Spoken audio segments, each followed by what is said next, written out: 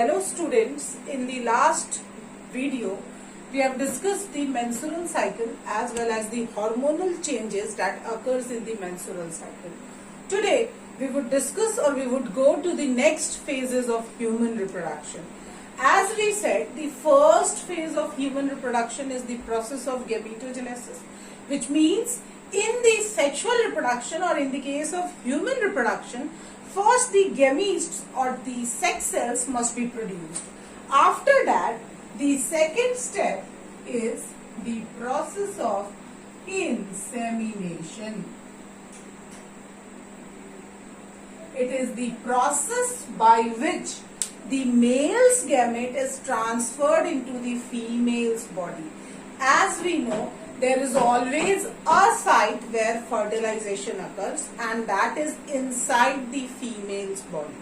So we can say the male's gametes must be transferred to the female's body for this process of fertilization or for the actual reproduction process in case of humans. So we can say it is the process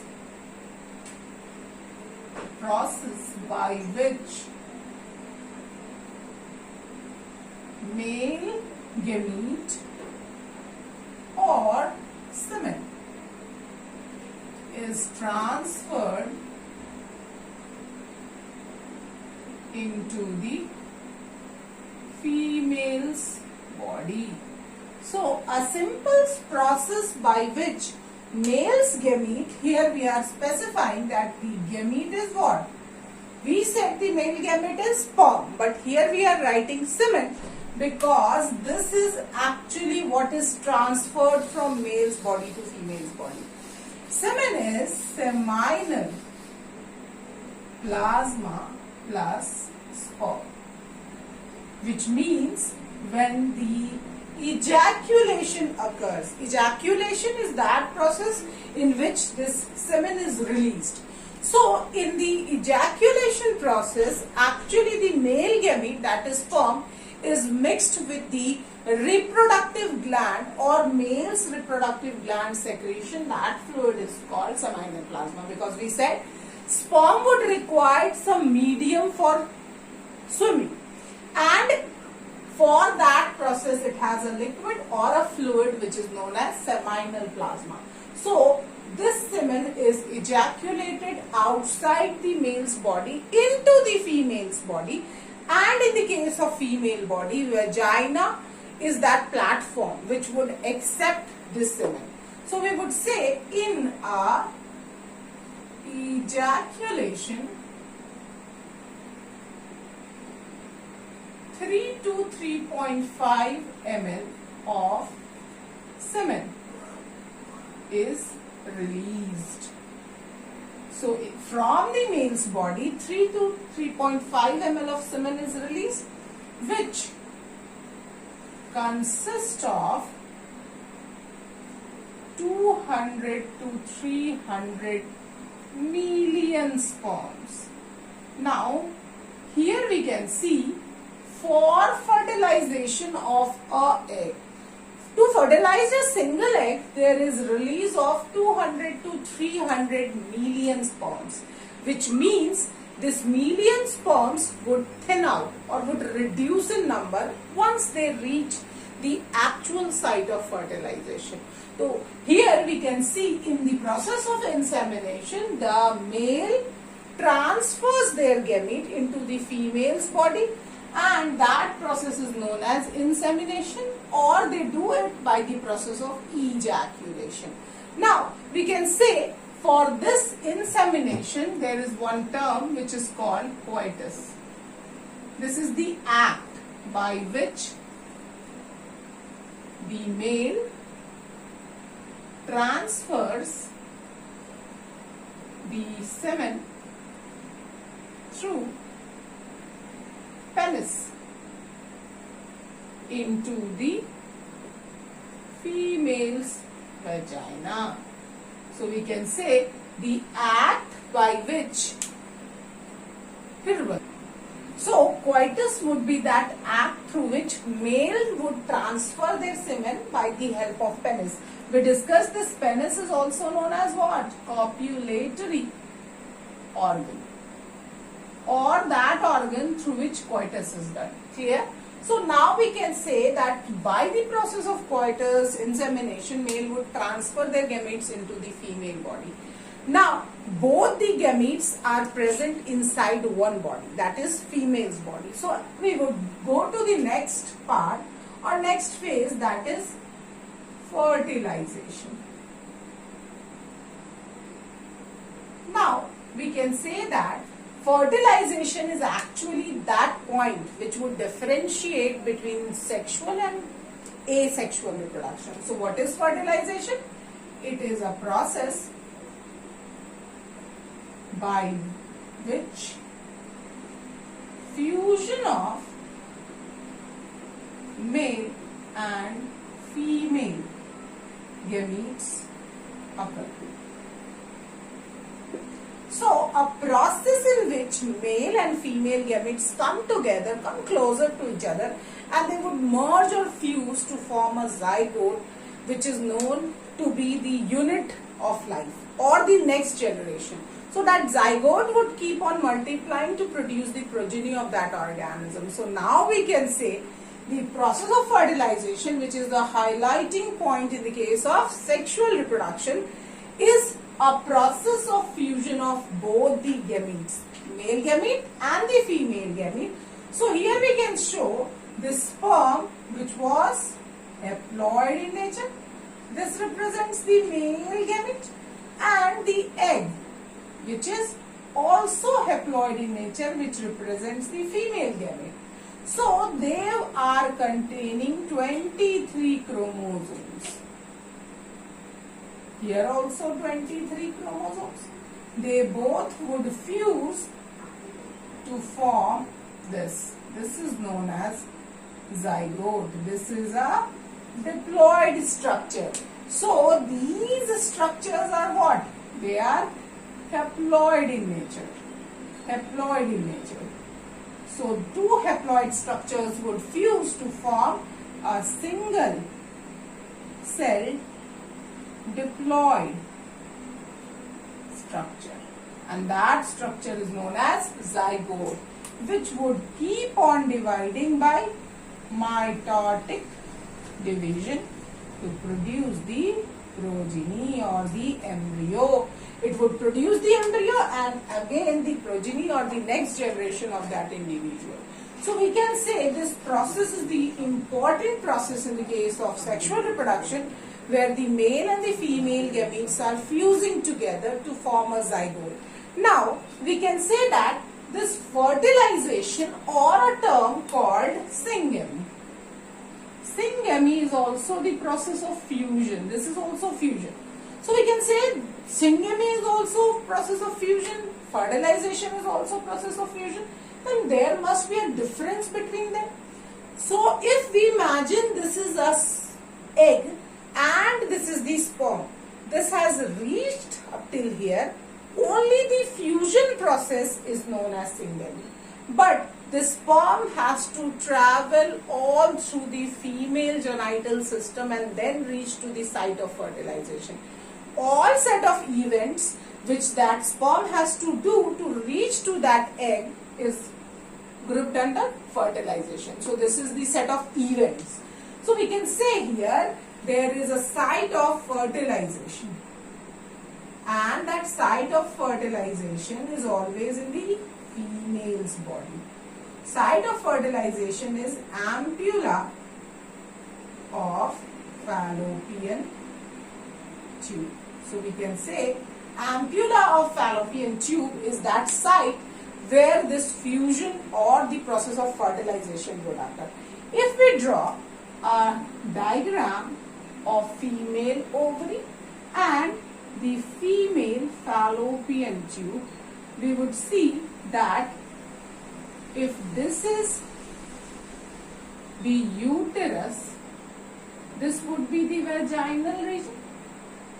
So this point is the ampulla. This is ampulla. The secondary oocyte, which is released from the ovary, this secondary oocyte would come and wait here for the sperm. Male would transfer the sperm into the vaginal region. This is the sperm. Imagine this is sperm. Now, the sperm would have to travel all through this and reach here. So, the sperm motility must be appropriate for the process of fusion.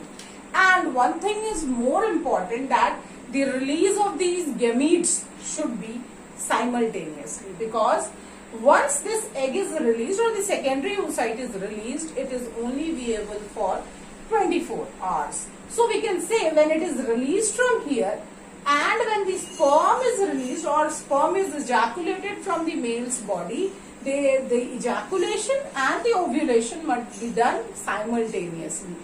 So we can say the process of fertilization can be studied under several headings. The first part in the process of fertilization is the approach of sperm.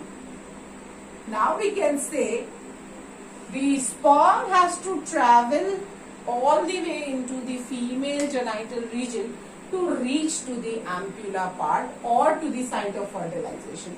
Some points or some factors are important which would promote the sperm's motility, whereas some factors would provide hindrance to it.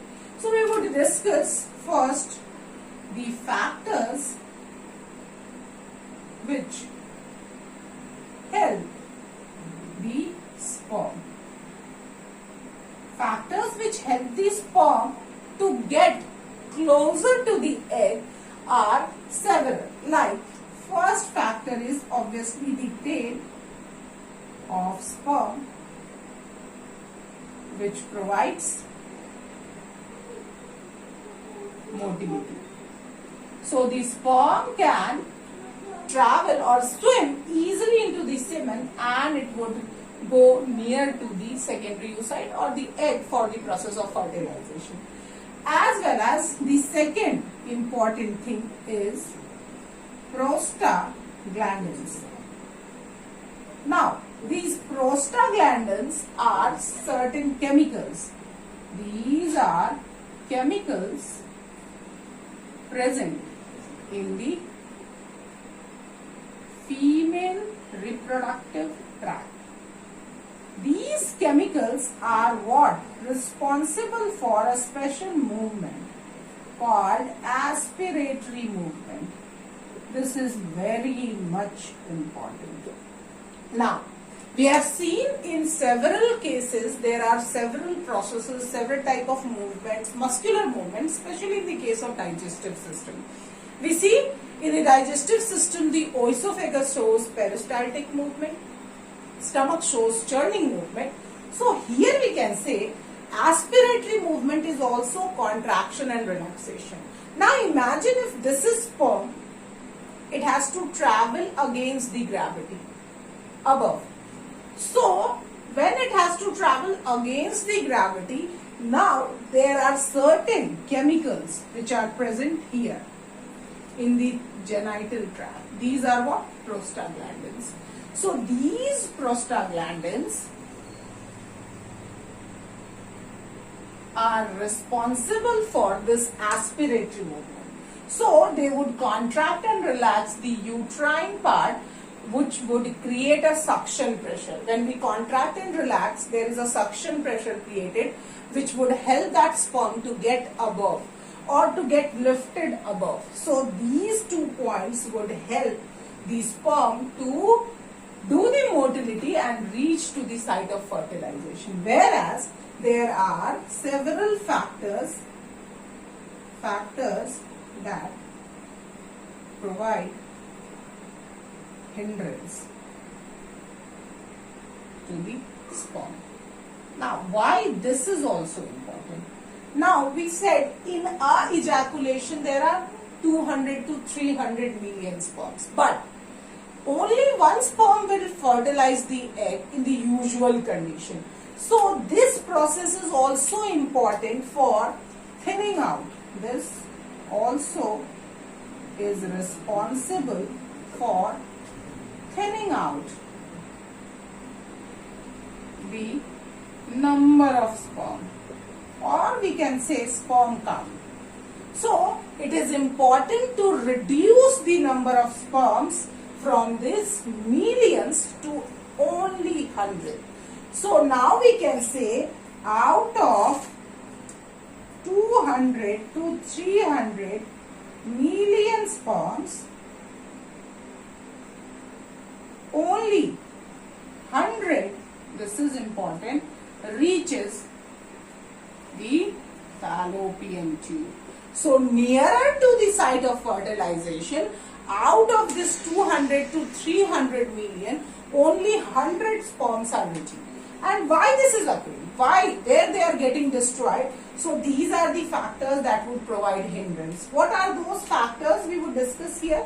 So the first factor which provide hindrance is the thickness of your endometrium. That is thickness of endometrium.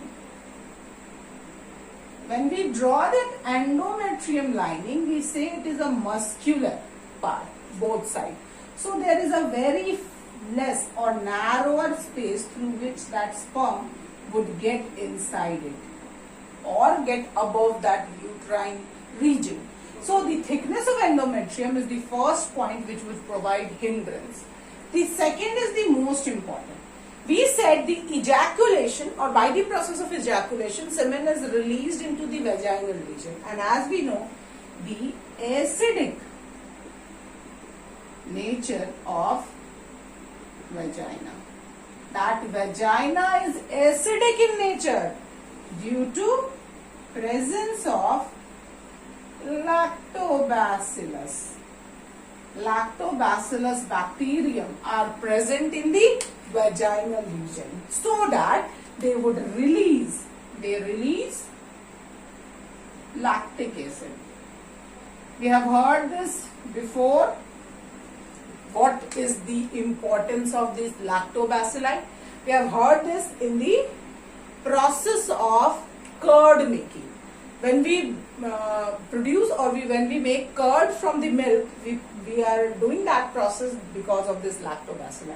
They would keep on releasing lactic acid, which is responsible for the coagulation of protein in the milk. And once that milk protein get coagulated, it is converted into curd. So here also the pH is acidic in the vaginal region, and this is because of the immunity. So that most of the pathogens gets destroyed and they would not produce any sort of vaginal infection.